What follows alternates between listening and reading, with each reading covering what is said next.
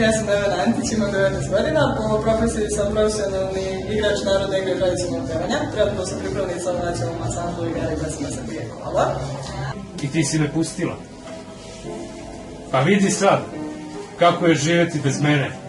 Hajde probaj. Probaj sama da ispratiš ovaj orkestar koji danas samo za moju dušu svira.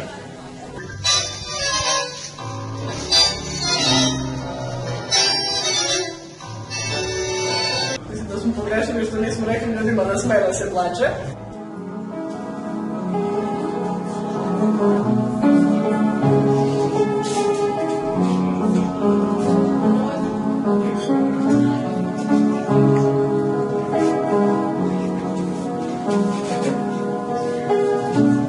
Šta bi preporučila mladim pesnicima s obzirom na tvoje drugo već iskustvo pesničke večeri?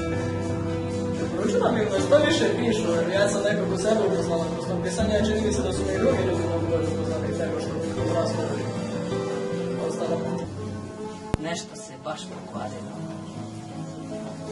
Ne valja preterivati sa smehom. Može da te zaboli stomak ili da ti utrne vilica ovako kao meni. Mislim da zaboravim, priznajem, ali počinjem da učim.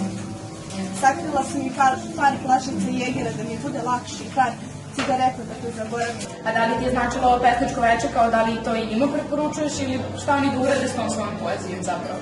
Naravno treba neko da vidi, ja sam isto bila protiv prvo, kao ne, ovo je moje, ne treba niko da vidi, ali definitivno da treba neko da vidi i treba da se doživi svačije emocije.